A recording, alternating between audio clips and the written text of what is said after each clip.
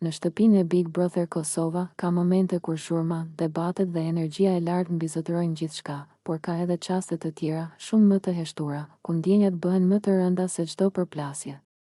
Ajo pasdite ishte pikërisht një nga ato momente. Alba ishte ulur vetëm në obor, me sytë ngulur diku larg, pa e ditur saktësisht çfarë po kërkonte të shite. Mendja e saj ishte e mbushur me një kaos emocionesh që nuk po arrinte t'i sistemonte. Limi, emri i tij i sillej në mendje pa pushim. Çdo debat, çdo afrim, çdo fjalë e thënë dhe çdo fjalë e pa thënë. Alba ndjehej e lodhur, e shpërndar dhe e pasigurt. Në disa momente ndjente se e donte vërtet. Në të tjera ndjente se ishte lënduar më shumë se ç'duhej. Konfuzioni e kishte pushtuar plotësisht, pas disa minutash heshtjeje, ajo pa Hygertën që po kalonte pranë. Hygerta ishte një nga ato persona që Alba i besonte, e qetë, e matur, jo impulsive. Dikush që nuk fliste shumë, por kur fliste, fjalët kishin peshë. Alba u ngrit ngadalë dhe i foli me një zë të ulët, Hygert. A mund të flasim pak? Hygerta e pa në sy dhe e kuptoi menjëherë që diçka nuk ishte në rregull. Hajde, i tha shkurt, duke ulur pranë saj, për disa sekonda, Alba nuk foli. Vetëm frymoi thellë. Pastaj fjalët filluan të dilnin, të çrregullta, të sinqerta, jam shumë konfuze. Tha Alba. Nuk po e di çfarë të mendoj më për Limin. Një ditë ndjej sikur jemi shumë afër, sikur ka diçka reale. Pastaj ndodhin gjëra që më lëndojnë, që më bëjnë të dyshoj në gjithçka. Hygerta e dëgjonte pa e ndërprerë. Nuk nxitoi të jap mendim. Ajo e dinte që ndonjëherë njerëzit kanë nevojë më shumë të dëgjohen se sa të këshillohen. Kam ndjenja për të, vazhdoi Alba. Nuk po e mohoj.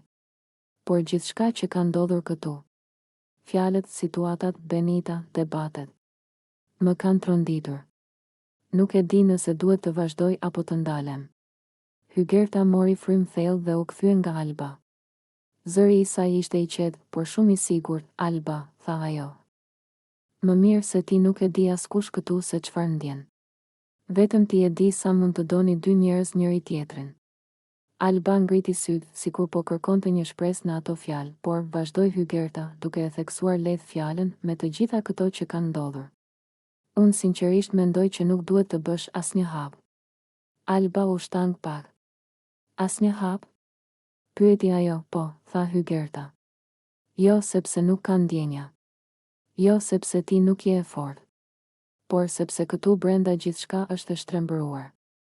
Emocionet janë të shtuara, situatat janë të ngarkuara dhe ti tashmë je lënduar. Ajo vazhdoi me qetësi, dashuria nuk është vetëm ndjenjë. Është siguri. Është qetësi. Dhe unë nuk po shoh që ti po e ndjen këtë qetësi tani. Po të shoh të hutuar, të tensionuar, gjithmonë duke analizuar çdo gjë që ai bën. Alba uli kokën. Fjalët e Hygertës po i binin drejtë në zemër, sepse në një farë mënyre ajo e dinte që ishin të vërteta. Po nëse po gaboj? Tha Alba me zë të dridhur. Po nëse po e humbas diçka që mund të ishte e bukur? Hygerta buzëqeshi lehtë. Nëse është vërtet e bukur dhe e vërtet, nuk humbet kaq lehtë. Sidomos jo nga një hap prapa. Ndonjëherë të mos bësh asgjë është vendimi më i mençur. Ajo u afrua pak më shumë, ti nuk i detyrohesh askujt asgjë. As shpjegime, as vendime të shpejta. Lëri gjërat të qetësohen. Shiko veprimet, jo fjalët. Dhe mbi të gjitha, mbroje veten. Alba ndjeu një lloj lehtësimi. Nuk ishte një zgjidhje magjike, por ishte një qartësi e vogël në gjithë kaosin që po përjetonte. Faleminderit, tha ajo. Kisha nevojë ta dëgjoja këtë. Hygerta i shtrëngoi dorën. Jam këtu. Dhe mos haro, dashuria nuk duhet të thyej për të provuar që ekziston. Kur u ndan, Alba u kthye përsëri në obor, por kësaj herë ndryshe. Ende konfuze, ende me ndjenja, por pak më e qetë. Ajo nuk kishte marrë një vendim përfundimtar, por kishte marrë diçka po aq të rëndësishme, lejen për të mos nxituar në shtëpinë e Big Brother Kosova. Ku çdo hap analizohet dhe çdo emocion zmadhohet, kjo bisedë e heshtur mes Albës dhe Hygertës u bë një nga ato momente që nuk bëjnë shumë zhurmë, por që ndryshojnë brendin e një lojtari. Dhe ndoshta, për Albën, ishte fillimi i një force të re, të zgjedh veten para çdo ndjenje tjetër.